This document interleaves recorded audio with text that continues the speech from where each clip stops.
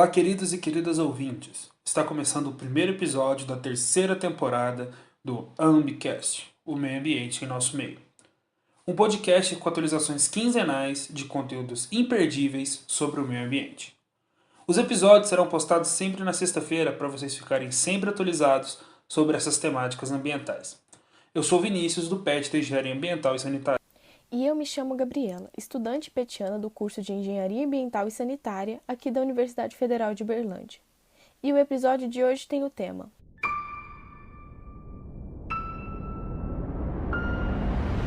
Dietas sustentáveis.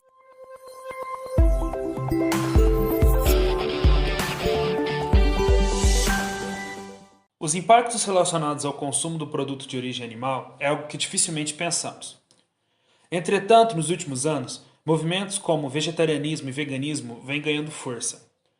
Enquanto, em termos de dieta, ambos excluem o consumo de produtos de origem animal, o veganismo vai além e se preocupa a não exploração animal também. Ou seja, ela não se restringe apenas à alimentação. Nessa busca por compreender os direitos dos animais e a degradação ambiental, você já parou para pensar nos impactos que a sua alimentação tem no meio ambiente?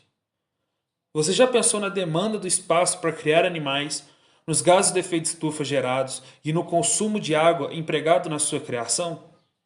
Diante de todas essas percepções, será que é possível obter hábitos saudáveis, livres de crueldade animal, de baixo impacto ambiental e com uma alimentação acessível a todos? Bora saber mais no nosso episódio de hoje. E para conversar sobre esse tema conosco, convidamos a nutricionista clínica e fitoterapeuta Camila Fernandes. Seja muito bem-vinda. Poderia nos contar um pouquinho da sua trajetória? Olá, tudo bem? Bom, meu nome é Camila Fernandes, eu sou nutricionista, sou vegetariana e foi o vegetarianismo que me levou à minha profissão, né? Só tenho 24 anos que eu não como carne, então a partir daí eu comecei a estudar nutrição. Então hoje eu trabalho em consultório, sou nutricionista clínica, também sou fitoterapeuta. Muitos confundem as definições entre veganismo e vegetarianismo. Dentro do vegetarianismo, por exemplo, também existem diferentes tipos, tais como o zoovacto-lacto-vegetariano e os vegetarianos estritos. Fala-se ainda em semi-vegetarianismo ou dieta flexitariana. Sendo assim, quais as diferenças entre essas definições? Sim, os ovo-lacto-vegetarianos são aqueles indivíduos que consomem ovos, leites e derivados, mas não consomem carne, nenhum tipo de carne. Os vegetarianos estritos são aqueles indivíduos que não consomem nada de origem animal, inclusive mel, é, leite, ovos. Os semi-vegetarianos são aquelas pessoas que, em maior parte do tempo, não consomem carne, mas eventualmente consomem algum tipo de carne. Geralmente é a carne branca, igual o frango ou o peixe. Essa dieta flexitariana, porque eu nunca ouvi esse nome. Você sabe de onde? Ah, tá. Quando falou, eu fiquei assim, gente, o que é isso? Um nome tão diferente. É porque são dois termos, flexitariano ou semi-vegetariano, é a mesma coisa. O flexitariano seria tipo aquela pessoa que consome, que é mais flexível, consome o peixe, o frango eventualmente.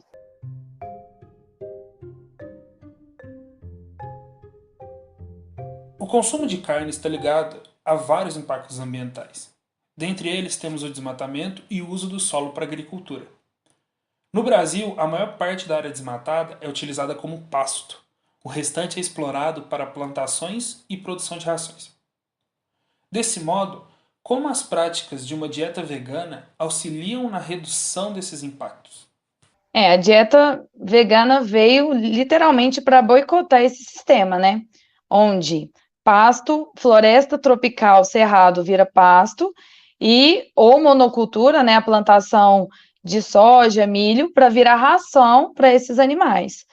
Então, se todos esses grãos fossem utilizados diretamente na alimentação de seres humanos, essa produção seria não necessitaria ser tão elevada e não necessitaria de tantas áreas para ser cultivadas. Então, sobraria mais espaço para os nossos ecossistemas naturais. Uma coisa a gente vai conversando aqui, apareceu muito essa variedade de opções que tem. Que por exemplo, pela própria primeira pergunta, a gente consegue ver que existe pessoas que são, de certa forma, vegetarianos, que conseguem entender essa pegada de evitar de comer a carne, mas tem uns que são mais extremos e outros que não. Eu acho que isso pode até funcionar como uma etapa, né? A gente pode ir reduzindo, reduzindo, reduzindo, até evoluir para o vegetarianismo, e às vezes, quem sabe, até um veganismo, né? Isso. Geralmente o vegetarianismo ele vem em etapas mesmo, onde a pessoa vai se tornando ovo-lacto-vegetariana, ou vem de um flexitariano e vai para o ovo-lacto, de repente as questões são tão impactantes, são tão fortes, que acaba que ele se torna um vegetariano estrito, que foi basicamente o que aconteceu comigo. Eu fui 22 anos ovo-lacto e hoje vivo uma alimentação restrita. E é bom, eu gosto muito, eu acho muito interessante isso também, porque justamente por ter várias opções, de certa forma, para a gente seguir, tanto do mais devagar quanto mais radical, facilita para a gente poder quebrar esse sistema que está tendo com essa dieta vegana. A gente vai conseguir reduzir esses impactos. Então, eu acho bem interessante ver que não é por falta de opções. Isso, exatamente. Até porque a alimentação vegetariana ela é completa, ela é enorme. Então, quando você tira, digamos, entre aspas, o alimento principal do prato, que seria a carne, você precisa buscar novas alternativas, né, para colocar outro alimento ali naquele lugar. Então, onde você vê como a dieta é rica, como os grãos são gostosos, são diversos. Então, isso é muito legal. Sim, não, eu acho também muito interessante, igual estava falando, da exploração da, do solo. Como eu não sou vegetariana, né, eu não entendo muito dessas questões, né, a gente às vezes não se aprofunda bastante. Então, eu vejo mais pela parte da agricultura mesmo. A gente estuda bastante solo, então a gente vê o quanto é explorado, né, tanto o solo quanto o solo usado para o gado e tudo mais. Então, eu vejo que o vegetarianismo pode até ajudar também na agricultura familiar, né? Sim, Pode com até certeza. impulsionar esses pequenos agricultores que hoje acho que eles são bem, vamos dizer, não são tão reconhecidos assim quanto deveriam, né? Porque eu acho que o que está na nossa mesa vem deles, né? Não vem dos grandes agricultores, porque os grandes agricultores não estão interessados em prover alimentos para a gente, né? Sim, exportação, e geralmente é um tipo de cultura só. Então, acho que a nossa variedade de verduras, legumes, vem tudo deles. Então, eu acho que pode até ajudar, até influenciar nesse meio.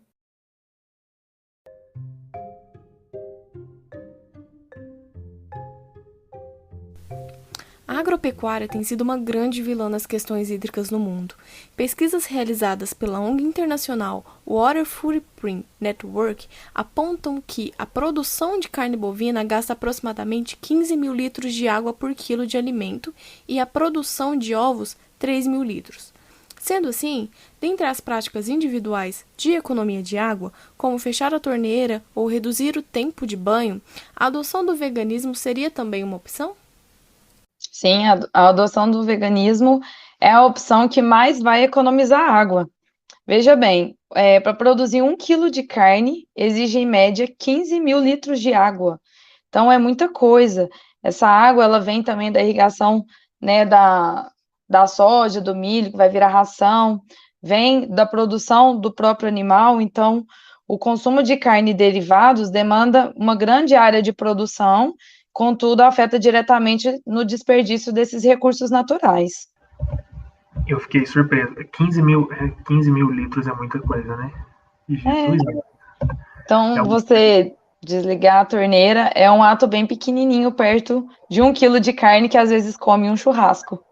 Sim, a gente tem um professor, né, não vou citar nomes, que realmente falava que, comparado com a agricultura que a gente leva no Brasil atualmente, é lógico que tomar banhos reduzidos, fechar a torneira quando a gente, né, estiver escovando os dentes, por exemplo, é algo que ajuda, mas não tem talvez em grande escala, né? Com muita gente fazendo, talvez, mas não é algo que individualmente tem um grande impacto. Então, realmente, a agricultura no Brasil ela é muito devastadora. Eles não têm muito. Eles não têm consciência, né? Nem da água, nem do solo, desmata e tá tudo bem, parece. Uma coisa que eu vi muito tempo atrás, acho que foi um professor de história que me disse, é que o Brasil foi construído, ele foi construído no momento de exploração, em que tudo era infinito, de certa forma. Tanto que eles levavam para o Brasil, levavam ouro e não estava nem aí, porque vai ter mais. E a gente cresceu nessa concepção de que tudo é infinito, de que tem para gastar. Por exemplo, a gente tem água à vontade para poder usufruir tudo e vamos aproveitar. Só que a realidade não é bem assim. Aí a gente passa por período de seca, a gente passa, e só mencionando em relação à água, mas tem em relação a outros produtos, em relação a vários mercados diferentes e que há escassez ou não. E é interessante porque isso aí é um conflito direto, que a gente vê que, na verdade, é finito, que, na verdade, se não cuidar, vai acabar, mas a gente não tem essa concepção. A gente, como população geral, a gente ainda vai continuar comprando muita carne, tá nem aí, e vamos consumir, e não importa. E não é só a carne que tem esse consumo exacerbado de água, né? Igual você mesmo falou, o consumo de ovos, de leite também tem bastante consumo de água. Então, junta isso tudo, uma hora vai acabar, uma hora vai secar. A conta chega. Sim, é verdade. Muitos alimentos, né? Praticamente todos os alimentos têm água. Bom, não, tudo tem água, né? Até os produtos, tudo usa água. Então, a gente também exporta muita água. E é isso, realmente, um dia tá chegando, né? A gente vê a seca agora, né? A nossa energia vem da água, então tudo gira.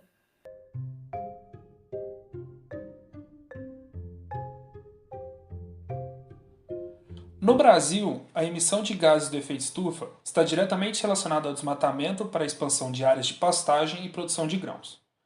Nesse sentido, a adoção de dietas mais pautadas no consumo de alimentos de origem vegetal poderia contribuir para a redução dessas emissões?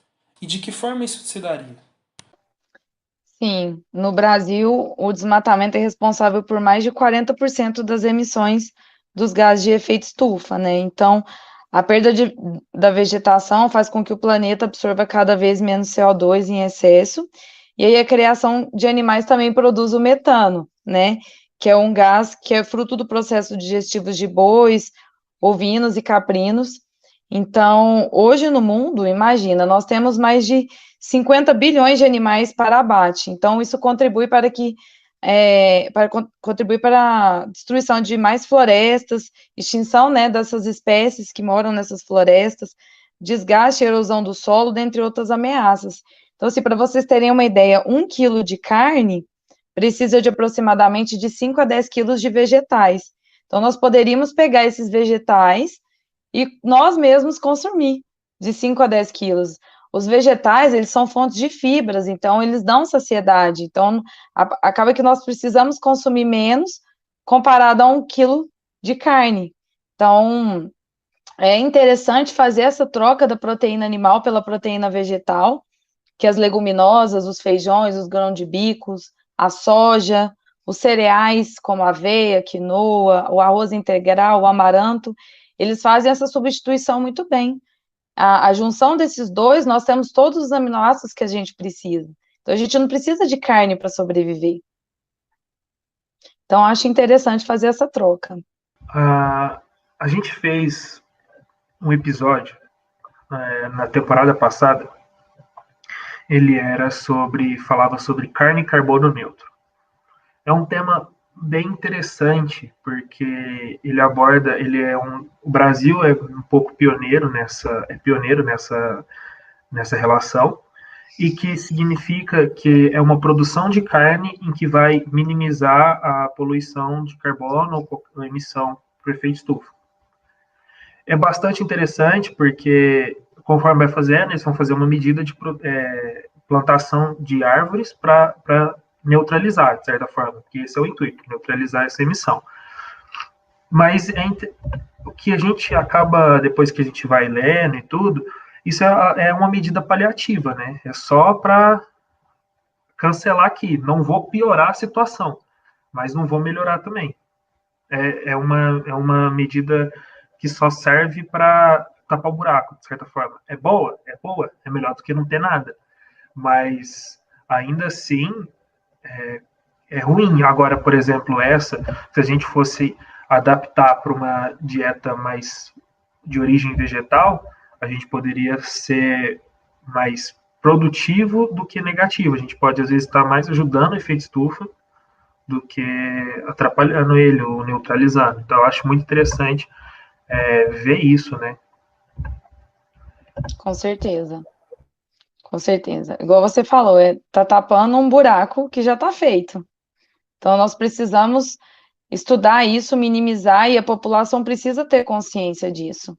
E o vegetarianismo, ele tem crescido bastante, isso é muito bom. Então, as pessoas, hoje eu percebo que estão tendo mais consciência em relação a isso, a alimentação.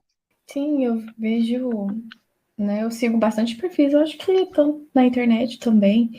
As pessoas estão mais preocupadas com os alimentos, né? Eu não sei se talvez é porque eu vejo muito esses tipos de vídeo, aí esses tipos de vídeo chegam mais para mim, mas eu aprendi bastante, eu acho que até a nutrição, o pessoal, né, os nutricionistas, eles evoluíram bastante, então eles estão conseguindo passar isso para a gente de uma forma muito mais acessível. Então, eu, por exemplo, que estudo engenharia ambiental, não tenho nada a ver, né, a gente não tem tanto contato com essa área, e eu entendo bastante coisas. Hoje eu vejo, por exemplo, uma tabela nutricional, e eu já sei identificar, por exemplo, os nomes de açúcares, que eu nunca pensei que era. Nossa, eu acho, pelo aquele vídeo que aquela moça me explicou, eu vejo isso aqui é um tipo de açúcar, que está tentando me enganar. Então, eu vejo que, realmente, essa área, ela melhorou bastante. Tanto a minha quanto a relação com a alimentação, os alimentos também está evoluindo. E eu espero que continue assim, né? Eu acho que agora está ficando mais acessível. É isso mesmo, a internet veio para fazer isso, né? Desmistificar o vegetarianismo, inclusive, porque quando eu parei de comer carne, eu tinha 10 anos de idade. Hoje eu tenho 34. Então, não tinha profissional para me atender. Não tinha estudos para eles estudarem. Eu tem quase 10 anos que sou formada em nutrição.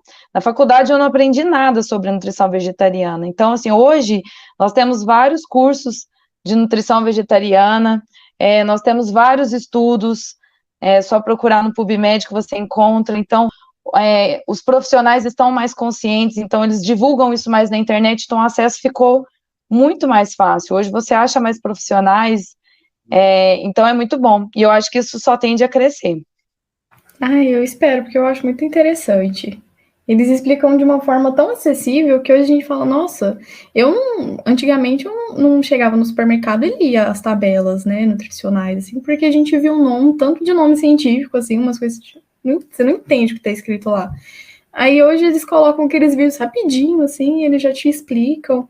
Então, sim, ficou bem acessível. Eu vejo muita coisa do vegetarianismo também. Eu sigo vários perfis de criancinhas fazendo receitas veganas. Gente, é uma gracinha. Então, eu achei que está evoluindo bastante. O pessoal está com uma mente mais aberta. A gente vê, né, por exemplo, faz brigadeiro, faz bolo. Aí a gente fica chocado, assim, como que é gostoso. Às vezes a gente não imagina, né, por não ter esse contato. A gente vai fazer, a gente acha até melhor que o tradicional. Então, tá muito interessante. Estou gostando bastante desse novo contexto. Na verdade, a gente tenta fazer, a gente não, né? A indústria vegetariana, vegana, tenta fazer com que os rótulos fiquem realmente mais acessíveis. Hoje tem vários produtos que têm o selo, né, da SVB ou algum selo de produto vegano, então isso facilita muito. Às vezes você nem precisa ficar lendo ingrediente por ingrediente, só procurar o selo. A gente está comentando essa questão de como tá sendo mais acessível, de certa forma, mas o contato ainda é muito difícil. Eu penso, por exemplo,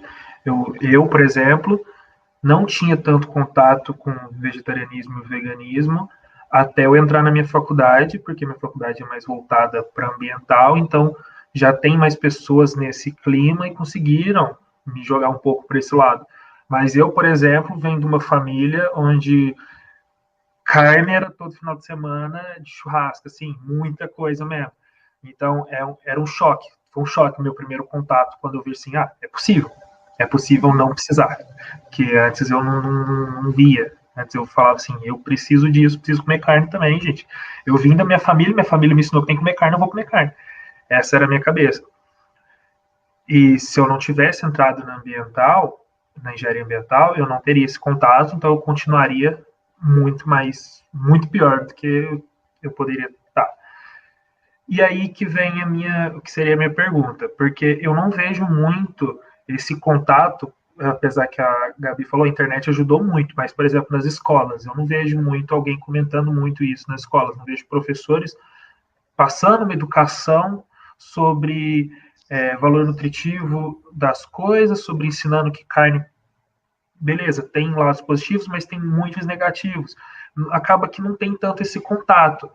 E eu acho que essa educação é fundamental, né? Eu acho que a criança é a base, né? Elas vão ser o nosso futuro.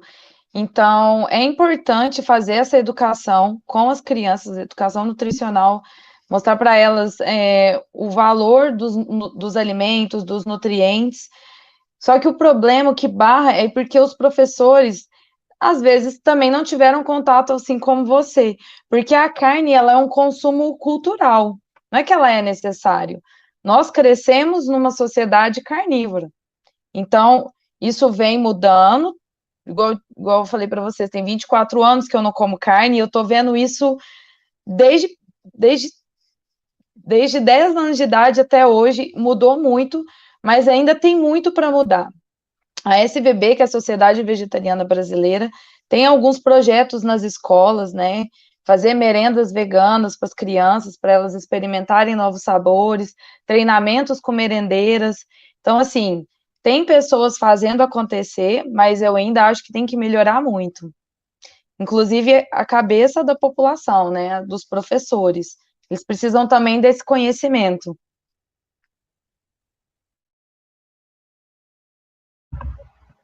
E você tem alguma ideia assim de por onde? Onde que seria assim? Porque eu imagino que os ouvintes vão ficar curiosos, vão ficar tipo, claro, individualmente a gente consegue mudar, mas tem alguma outra coisa? O ideal seria realmente fazer treinamentos com as merendeiras, treinamentos com as professoras, mostrar o real valor do vegetarianismo, o valor dos alimentos, o que substitui a carne, porque às vezes as pessoas pensam, vou parar de comer carne, o que eu vou pôr no lugar? Né? Aí começa a colocar mais batata, macarrão, e não é por aí o caminho. Então, a gente tem que substituir por leguminosas, cereais integrais, aumentar a diversidade de vegetais daquele prato. Então, realmente é um treinamento. Às vezes, entrar com um projeto na prefeitura, se for uma escola municipal, um projeto para uma escola particular. Eu tenho tentado fazer isso em escolas particulares, onde eu tenho algum contato, mas é um caminho mais de formiguinha.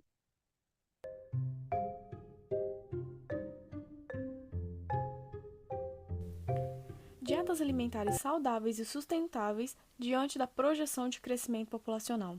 As projeções apontam que em 2050 a Terra terá cerca de 10 bilhões de habitantes. Assim, o crescimento populacional aliado ao sistema alimentar atual, que tem grande produção e consumo de alimentos de origem animal, acabará por se tornar insustentável a longo prazo.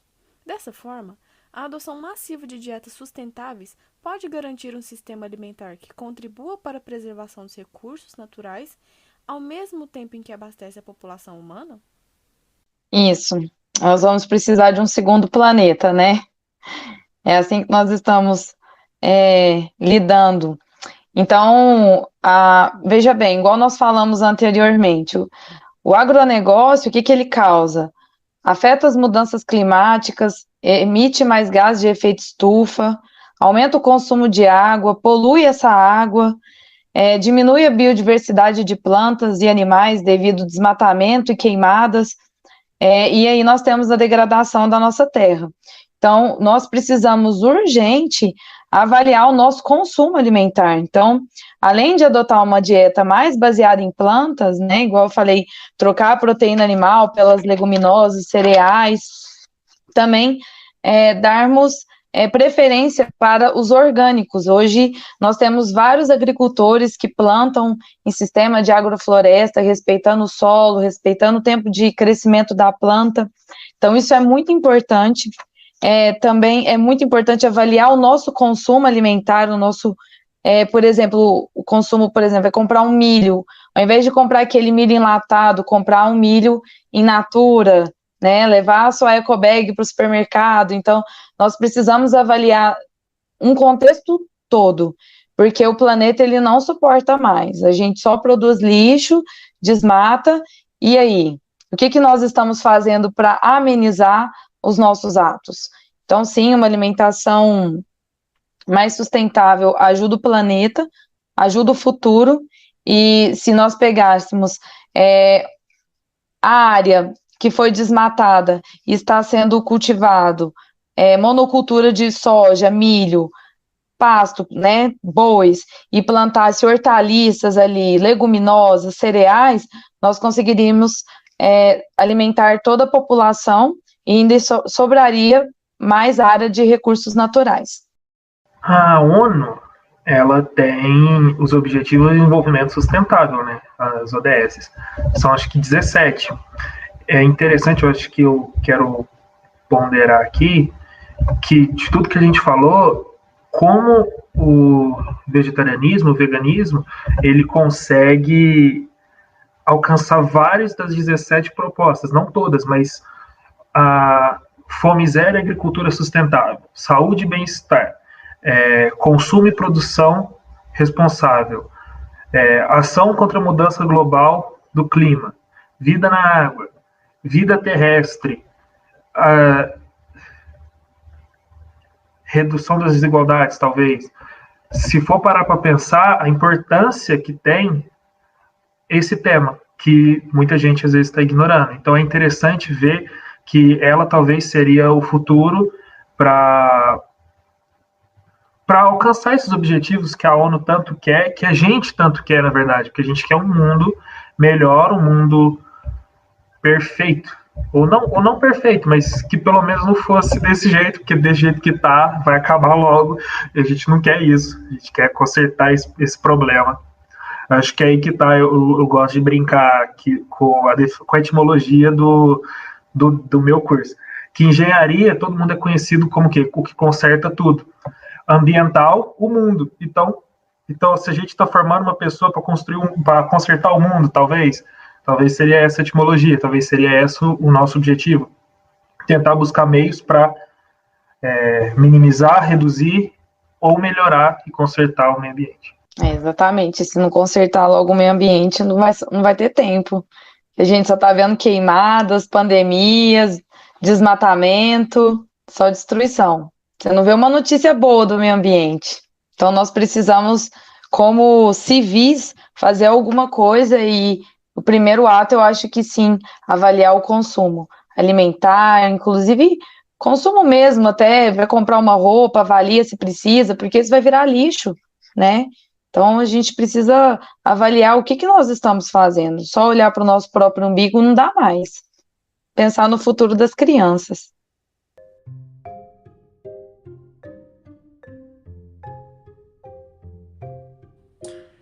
E agora está começando um novo quadro intitulado Ambicast Responde. Ele é criado para que vocês, ouvintes, também possam interagir com a gente. Antes das nossas gravações, soltaremos no Instagram um espaço para perguntas relacionadas aos temas. Então não percam a oportunidade e segue a gente lá no Instagram, @ambicast. Lá vocês estarão por dentro das novidades e poderão participar com a gente. Também contamos com mais uma novidade. Temos uma conta no Twitter. E vocês também podem participar por lá. É @ambi_cast. Sigam a gente lá e aproveitem que lá tem conteúdos exclusivos para vocês. A nossa primeira pergunta é de Alice Evaristo. E essa é talvez uma pergunta que eu estava segurando para falar, mas eu li ela e falei assim, não, vou esperar então chegar. Que ela fala, como é o processo para se tornar vegano, para aderir o veganismo para sua vida? É muito difícil? Precisa de algum acompanhamento médico? E é muito caro ter esse estilo de vida? Que eu acho que é o que a gente mais ouve, né? Eu não sei nem se isso é um mito, que dessa questão do custo-benefício. É muito caro? É difícil ter? Não, não é caro ser vegano. Vou fazer uma analogia, como eu falei para vocês, na nossa troca a gente troca a carne pelas leguminosas. Então, vamos lá, 1 quilo de carne custa em torno de R$ 40. 1 quilo de feijão é de R$ 8 a R$ 10. Então, olha a diferença, não é caro. O que é caro no veganismo, que criou esse mito, são os produtos alimentícios veganos, né? Então, um queijo vegano às vezes vai ser mais caro, mas você não precisa consumir isso, né? A alimentação vegetariana, ela é baseada em plantas, em cereais, leguminosas, hortaliças, frutas, oleaginosas, que são os grupos das castanhas, sementes. Então, não precisa comer esses produtos industrializados veganos, que são os caros. Então, ser vegano não é caro. Para aderir a esse estilo de vida também não é difícil. O que eu aconselho é você buscar informação para que esse estilo de vida tenha motivo, entendeu? Então, assim, se é um motivo ambiental, se é um motivo das pessoas, saúde, animais, mas é importante ter um motivo para você não se perder no processo. E ele é lindo, porque quando você se torna vegano, você olha com outros olhos para o planeta, com outros olhos os animais, você abre a sua mente para a alimentação, então você, como eu disse anteriormente, você tirou, entre aspas, o prato principal, então você precisa ir para a cozinha, experimentar uma torta vegetariana, um hambúrguerzinho, um bolinho, e você descobre novos sabores, então o processo ele é lindo. E ajuda profissional seria bom, mas hoje nós temos a internet que tem várias informações sobre alimentação vegetariana, inclusive a SVB, a Sociedade Vegetariana Brasileira, disponibiliza na internet vários e-books sobre alimentação vegetariana para adultos, crianças, gestantes, então vale a pena procurar na internet. Perguntas da Ana Júlia. Segunda Sem Carne é um movimento válido? Como desmistificar o movimento vegano? Quais são os limites do vegetarianismo dieta e o vegetarianismo/veganismo estilo de vida? Sim, o movimento sem carne é um movimento enorme, ele é super válido.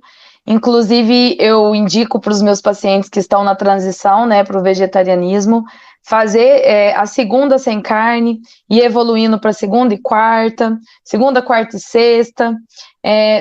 Um dia que você fica sem comer carne, você já ajuda as pessoas, né, ajuda a sua saúde, ajuda o planeta, né, igual nós conversamos, ajuda na economia de água. Então, é um movimento que vale a pena. E, igual eu falei, se quiser fazer a segunda e quarta, também é super válido. Sobre desmistificar o movimento, buscar informações e fazer novas receitas, porque vocês vão ver que a partir do momento que vocês começam a experimentar a culinária vegana, vocês vão ver que é tão saborosa quanto a culinária onívora. Então, eu acho que é começar a ler mais sobre o assunto, começar a experimentar mais alimentos, e os limites da dieta, do vegetarianismo, não tem limite. Vou fazer a pergunta da Maria Eduarda Cunha. Veganos falam muito sobre crueldade animal, mas se eles forem a uma fazenda no qual tem ovos caipiras de galinha que vivem soltas, eles poderiam comer? Se, por exemplo, o mundo deixasse o agronegócio e a exploração exacerbada do planeta, os veganos vegetarianos voltariam a comer carne? A questão é, em si, a crueldade animal e do planeta? Bom, sobre essa questão dos ovos, eu não comeria, mas Com certeza seria melhor comer um ovo de uma galinha solta, que é caipira, que está ciscando, está andando, do que uma galinha que é criada em gaiola, em criação intensiva, onde ela fica presa numa gaiola pequenininha com mais 3 galinhas, botando o dia inteiro. O bico dela é cortado para que ela coma mais. Então, com certeza seria uma ótima escolha fazer um consumo de um ovo de uma galinha caipira solta, livre, que é uma galinha num sistema intensivo. Agora, sobre essa questão, se o mundo deixasse o agronegócio, a questão seria entre crueldade animal ou planeta, eu acho que são os dois, né? A gente vê que o animal, ele sofre desde o momento que ele nasce até o momento que ele vai morrer, então ele sofre onde ele é criado, ele sofre recebendo doses de hormônios, antibióticos, ele sofre na hora do transporte, do abate, então é cruel. Poderia o agronegócio acabar, mas eu jamais volto a comer carne. Jamais. Pelos animais e pelo planeta.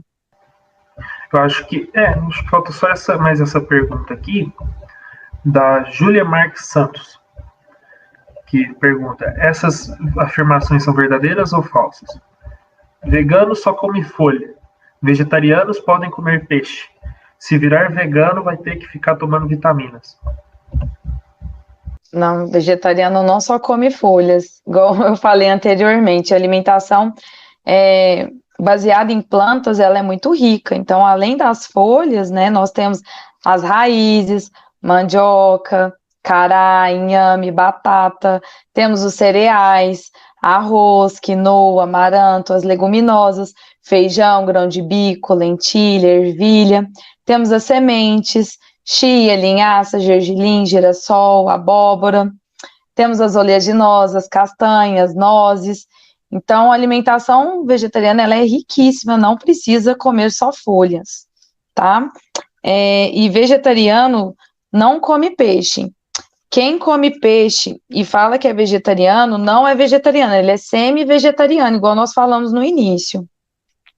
E se virar vegano, não precisa tomar vitaminas? Depende.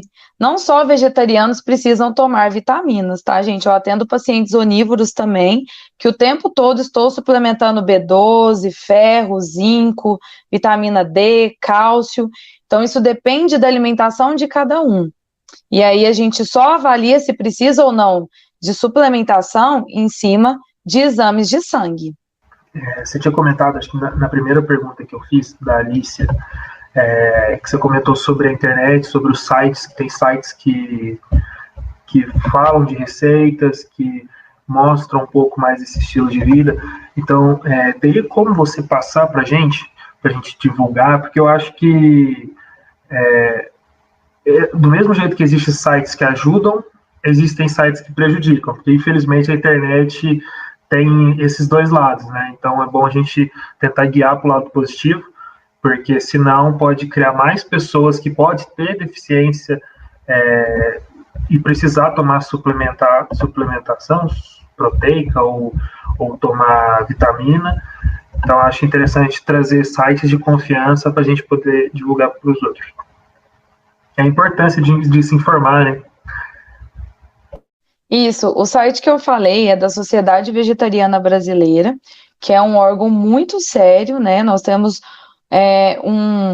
eu falo nós temos porque eu faço parte da SVB Uberlândia, e nós temos um núcleo só da medicina e nutrição vegetariana.